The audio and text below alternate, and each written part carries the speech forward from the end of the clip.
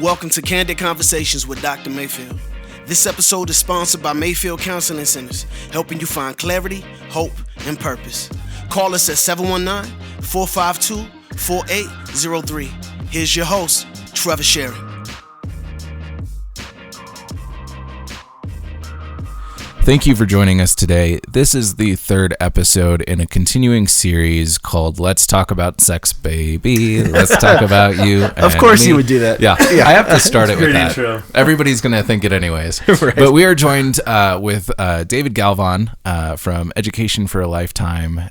He goes into schools and gets the cool opportunity to be able to talk to teenagers about sex, the way it is, the way it can be, and the way we should not let it be. And, Right. and even more than that, he's a friend, which is Absolutely. which is awesome. But David, I wanted to spend this episode talking about the shame around sex and some of the darker sides of how society or how humanity has gone about sex. And if you haven't figured this out already, parents, if you got kids in the car or at home, you might want to excuse them until you listen to it through the first time. Yes, this is your disclaimer. Here's the disclaimer. X-rated content, but it's good stuff because we need to talk about this. That's awesome. Well, hey, I think this is a relevant and a timely conversation that parents should have, and maybe even bring just some understanding to as parents. I think sometimes we feel as parents like we're stuck in the middle. We're stuck in the middle of our past, and we're stuck in the middle of what our future would look like and what we'd expect it to look like, and what we would expect our children's future to look like. And so sometimes it's very hard to communicate a message that we quite haven't fully grasped ourselves. Sure. Or maybe just put something over it to just say, okay, let's put a Band-Aid on it, or ignore it. Or if I put it in a place that it's bad, wrong, then I can get away with it for a little while. And that might be the case. Fear motivates for a moment, but love will motivate for a lifetime. And so how do we do this with parents, and how do we communicate a message of sexual activity that is hopeful, that is full of grace and the way that God created it? Well, I think the thing that if I'm thinking from a parent's perspective with teenagers, preteens, 9, 10, 8, 11-year-olds, like I don't want to introduce this stuff to them sooner than they need to. But Right. My argument with that is we're in an over-sexualized culture, and so it's this idea of age-appropriate conversations. Right. But I don't know if you saw this. It was on a news app that I've got. I don't know if it was BBC or if it was Fox News. I have MSNBC, Fox, and BBC just so I can get all the Just the one news. of those apps. You're right. But one of the apps was saying that the number 4, 5, and 6 most viewed websites in the country or in the world Wow. are porn sites. Oh my goodness. So and then Google, Yahoo, and YouTube are 1, 2, and 3. Wow. And I don't know if you saw that. No, I didn't. But it blew my mind. I mean, sadly, it didn't surprise me. Right. And yet, okay, so our kids have access to this stuff. Yeah. And so that's where the shame and guilt comes in. I mean, I know my dad did the best he could, but it was a very awkward conversation at 13 years old about pornography, and I had already been struggling with pornography for, 2-3 years because Right. it was brought to school. And I want to take a step a little bit upstream Sure. from that moment, because I think that we need to make a distinction here that there is such thing as good sex, and there is such thing as sex that does not have any shame or any of that negative feeling. Because I know even in marriages, there's a lot of shame that seeps into sex where we've said this is where sex is good, and yet that shame seeps in. So what is the distinction? What is sex supposed to be, and how do we get all the shame around it? Right. I think a couple things. For those parents of faith-based, I'd say number one, like we have to understand that's not what God designed. So talking about like when to introduce sexual activity, well, God introduced it in Genesis 1, and he's like, I created everything and it's good, period. And we've got to start with that in mind. So we got to understand that God created this, And he created this for interaction between man and woman in their relationship, and in the context of marriage. And so, when we take something that he created, in order for us as a human being to process in our minds and say, "Hey, what do I do with this so I don't tell my kids because they're too little, and so I'll just make it bad because I know they won't touch it, and I know they won't be there," and we'll do that.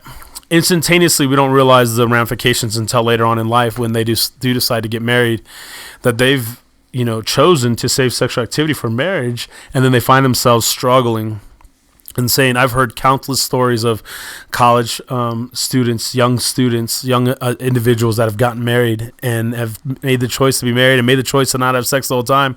Then they've been told, like, save the best sex for your wedding and save the best sex for your marriage. And it's horrible. Like, I would like to write the other book. Right. Yeah. Save the worst sex for your marriage. Like, I would like to write the other side of that. Mm-hmm. And really to say, we're not going to put false hope and expectations in this, but we would let you know that sex is a good thing. It is created by God. It's a good thing. It's not just it's this negative, weird thing. It's been that has been publicized and culturally accepted of, like, hey, sex is dirty. Mm-hmm. That mentality we have to get out of our mind. If something that God created is dirty, then maybe God didn't create it. Well, maybe we got to think about that a little bit. And so I would say for our parents that, number one, think about your position of how you're communicating about sex. Is it this taboo subject in your household? Number one. Number two, the timing is got to be a big deal there. Like, what's the timing of that? And number three is understand our culture, where our culture's at, with the relevancy and the availability for pornography. That's something that we've got to be aware of. What is it doing?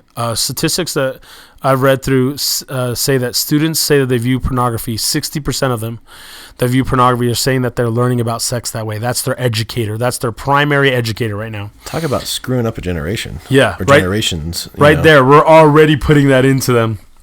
Now they have this expectation of fantasy sex, like what they see on that screen, that would be my sex life. Now, we all know the reality of that, and even students in the classroom will tell us, no, that's fantasy. That's fantasy, what we're seeing on that screen.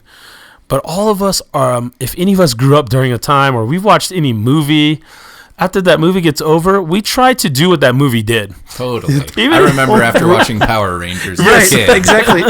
But think about the romantic movies that are out there of, the man always comes back and he changes and he's not abusive anymore or whatever. I mean, it's just these unrealistic fantasies. Yeah, they're not like the simplistic, realistic part of our lives. And so now they got these fantasies. And so now imagine that. Imagine you see that with the video clip of pornography or what you see online, and you see these couples and they're like always together, and then and then we hear about sex and it's always dirty that way. And so I think that if we can communicate that, hey, fantasy and reality are two different things, right, and really make that distinction, but also while at the same time keeping that sex is still a healthy thing.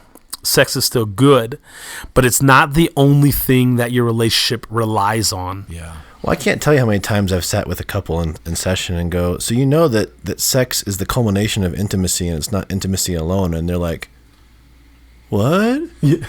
I thought intimacy was sex. I'm like, no. And I remember early on in my engagement with Bree, my wife, we were doing premarital counseling, and the guy was like, hey, what do you guys do for non-sexual intimacy? And we were like, huh? And what?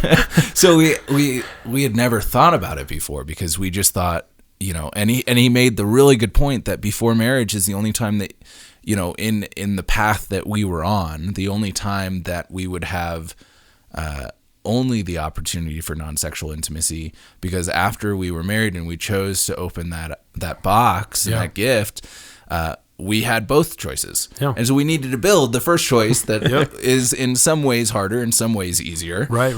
And we found that through just talking. Yep. Just communicating back and forth and that intimacy. But I know so many of my friends who are learning this or learned this really early on in their marriage, and it was a shock because we don't talk about that. Right.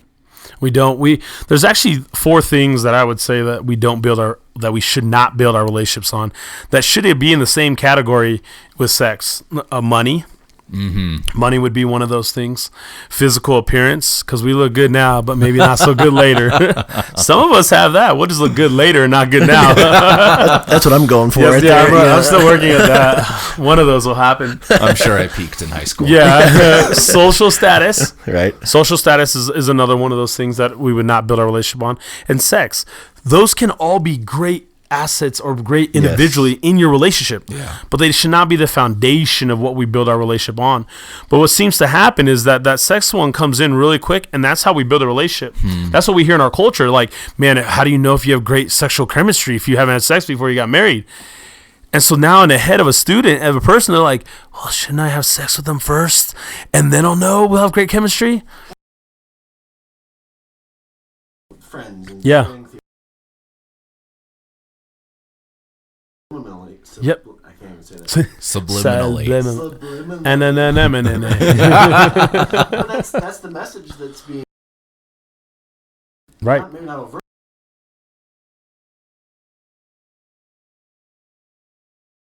Yeah. So, David, are you saying that I don't need to sleep with my girlfriend to know that we're compatible? Yes, 100%. 100%. Because here's what I'll tell you.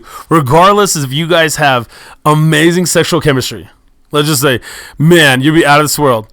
That will only last for a period of time. You could only for a period of time do that. Seasons. Yep. Okay? Seasons. Now, I'm well aware of all these other things that people are like, well, because even if you like, there's a lot of information of like timing of sexual activity, like there are certain times that you should and shouldn't, and all those types of things, like because of cycles in females and what happens and all of that. Okay, regardless, there's still a season. Like, what if that person can't perform sexually the way that you like? Yeah. Or what if, like anything else in our lives, when we have too much of it, then we're just like, oh, I become bored.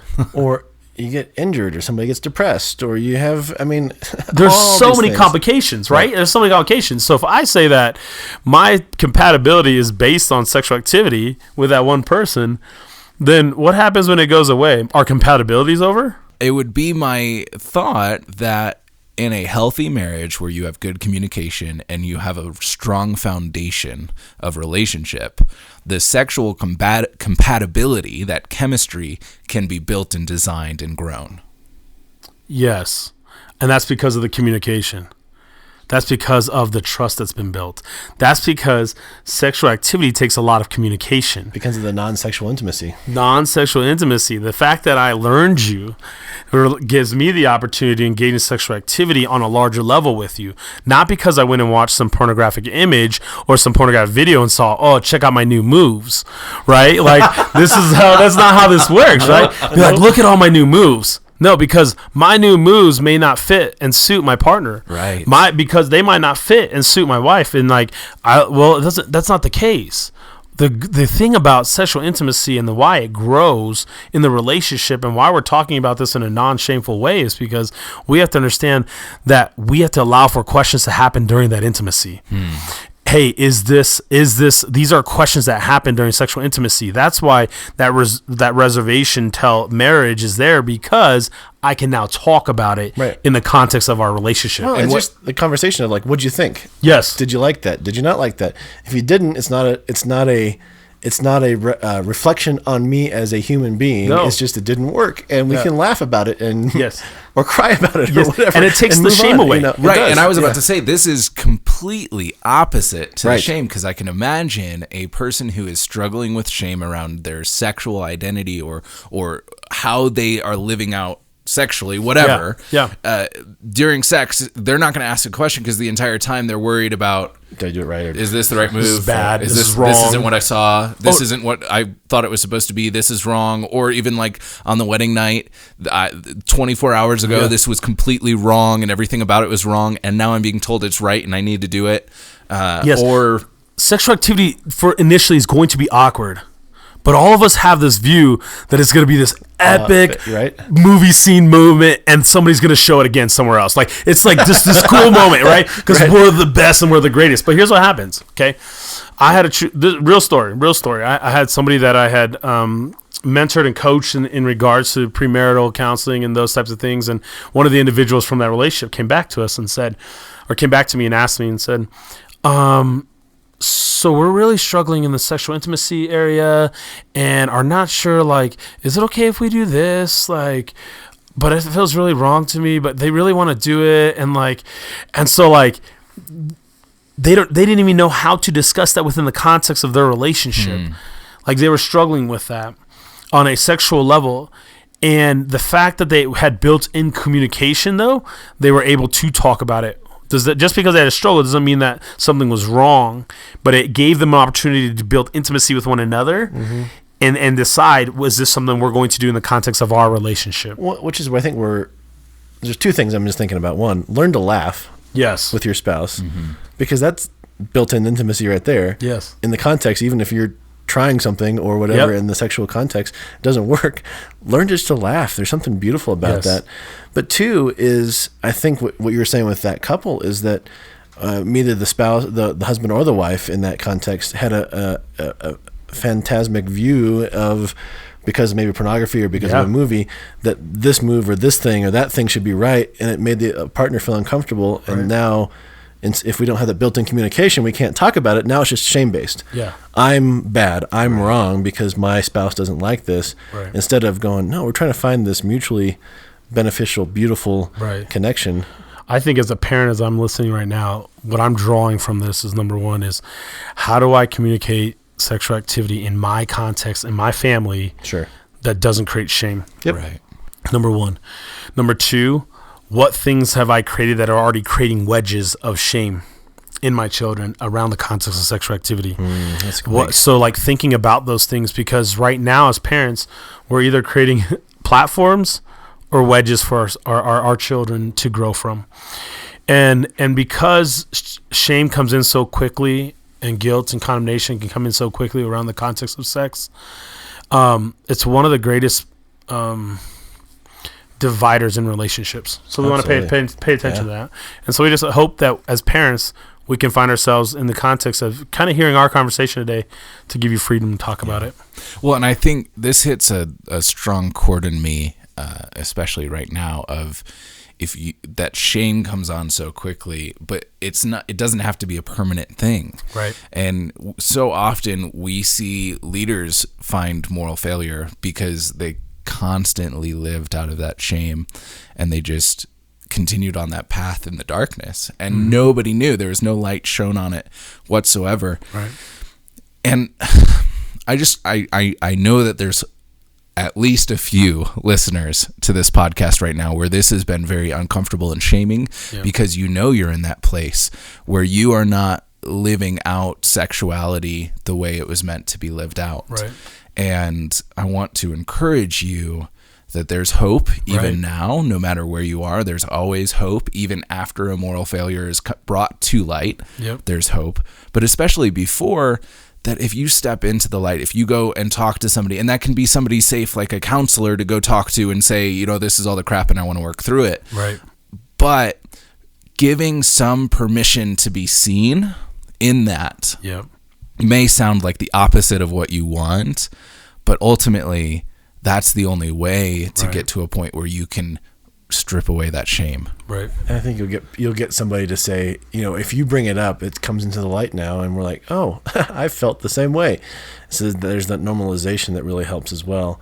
But I think, Trevor, I really appreciate that statement, because we need to talk about it. And I think sometimes we might not say, our church, our pastors, our faith organization, our friends, our parents, our grandparents may not feel safe at this point. And that's okay. But find somebody that is safe and be able to talk through these things, because, especially if you're a parent listening and this is new concepts for you, right? What can you do to work through these things so that you can break that generational pattern with your kids? And from a psychological perspective, shame is acts in the body the same way as trauma. And so prolonged shame of living in that pornography addiction or whatever it is going to could lead to PTSD the same way as war trauma. It ends up being the same thing, which is scary. And I think it speaks to the seriousness of shame isn't just this kind of embarrassing thing. It's a legitimate trauma. Yeah. Shame wants you to believe the lie that the more you cover it up, the faster it'll go away. But the reality and the truth is that the moment you expose it is actually when freedom comes. Yep. And so if we can take that moment that we've had or whatever that shame is, and we can remove that with our children, we can remove that with our spouses, we can remove that with us as individuals, we can find ourselves in saying, you know what, I need to go back. Like, it's never too late to say, let's take and put some light on this shame or whatever we've done in this family. And even asking your kids, something you can do with your kids, especially your older kids, you could ask them, be like, hey, what's your view, or what do you think mom and dad's view of sex is? And ask them and hear from them. I had a parent, I was doing one of these parent talks that we do, and a parent asked me, or say to me, they're like, hey, we did what you told us to do from our last talk. And I was like, awesome, somebody's doing something. And they're like, it worked. And I was like, oh my goodness, even better. and they just talked about how it worked for them. And all it was just simply this. They said this. They asked the question, what do you think mom and dad think about sexual activity? That's all they asked. And they asked them, do you think that mom and dad love you? And that's it. Or they value you. And they said, exactly what you said, David, happened. Some of them gave us one response and some of us gave a totally different response. But the same 3 kids are in our household. And imagine what it would look like for you to go to your kid and be like, hey, what do you think our view of sex is here in this house? And normalizing and creating a culture of hope and love and grace and mercy and forgiveness and truth around the topic of sex versus a shame, condemnation, don't talk about it. It's this outside subject that'll never happen, but when you get married, we'll talk about it. Well, just the open conversation has been, whether this is talking about sex or any other topic that is quote unquote taboo. Right. That type of conversation is, if you set the stage, it's beautiful. Yeah. Even those 4 things that I said earlier, sex, money, social status, physical appearance, if we just put those aside and like don't talk about them, they don't go away. Right. It just doesn't go away. We just made it harder for us to talk about them in the future. And so even with our kids, there should be an open conversation around money. There should be an open conversation around social status and physical appearance. Like, if we create those households, we change self-image, we change body image. Because what would it look like if all the time you're just talking about your daughter or your son's image, body image? Man, you look chubby or this, or whatever we say. And sometimes as dads and uncles and parents, and we say things like offhandedly to our kids, but we don't realize how much it's really impacting them. Yep. If you've been watching This Is Us, and spoiler alert, but you'll see a lot of those types of things happening where one of the characters on there, Kate, there's a lot of side comments that were made by her mom that Kate internalized as body image. Well, her mom wasn't trying to be harmful, but she was just trying to help her, thinking she was helping her, but actually pushing her the other way because there was not an open conversation around the topic of body image. And so I think the sex falls into that category. It's not just pornography that creates a shame. It's how we've talked about it in our families that could create a greater shame. That's awesome. David, thank you for joining us. And listener, please take this moment of courage. If you're having it, reach out. There are arms that want to grab hold of you and pull you out of whatever you're in. Our number and contact information will be at the end. If you or someone you know need someone to talk to, call Mayfield Counseling Centers at 719-452-4803.